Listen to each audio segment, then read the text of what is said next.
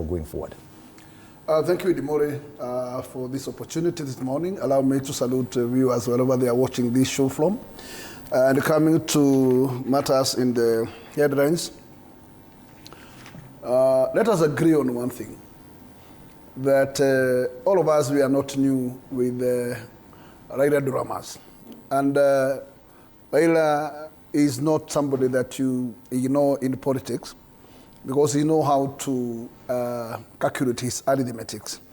And Raila, from those old days during Moi, when Moi was so tough, Raila was even able to pursue and join Moi fraternity, and still was able to come out strong, and still join another fraternity, and still was able to walk out and still form another fraternity. So this is Raila, and he has a history and a very long one.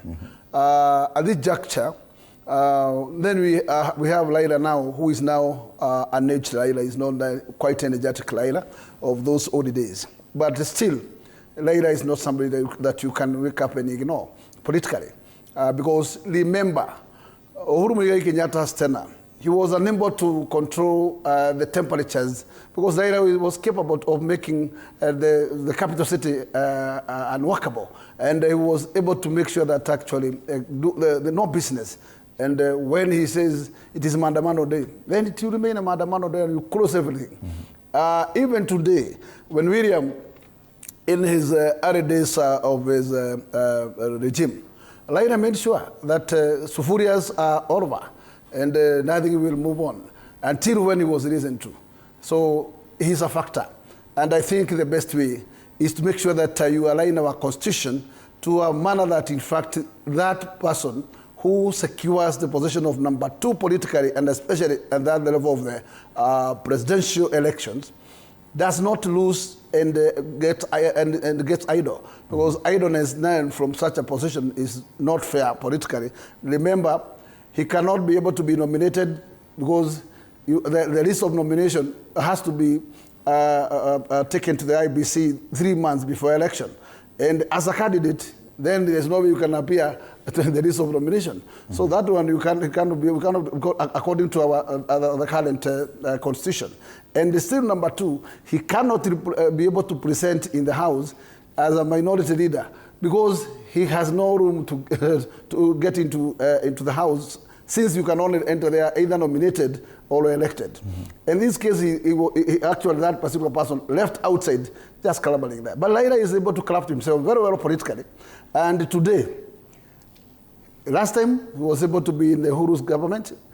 And as much as Uhuru did not entertain Raila too deep, because actually, even though he was able to get some positions of departmental committees in the House, and also he was able to get some appointments. But it was not as thick as this one. This one, Raila has already 4 ministers. Still, in this, what we call leadership of the House, he, as much as he's not going to get the majority position, he will get not less than 5 positions for chairmanship. Don't you think that is enough to keep and I can tell you, Raila is going also to get a very good portion during the PS's purge. He would be a very big beneficiary. Equally, many other state appointments, and especially about the soldier positions. So Raila will enjoy these fruits, and there is no way he can walk out of that. Yes. Because that is where the bread is. So, and Raila will stick there, whether his people will clamor or not. He will stick there. But I can tell you, Raila is equally a political chameleon. He will be able to change any time his color. And therefore, at this point in time, nobody can decide or tell us authoritatively that Raila is not going to be the ballot. Okay. That Raila will finish with William. Right. Only time will tell. Watching the body language, the camaraderie yesterday, the choice of words, Madam Elachi, we've seen previously the president and even his deputy and other senior ranking officers of the government referring to Raila Odinga as former prime minister. Yesterday it was different, and they were referring to him clearly, directly as prime minister.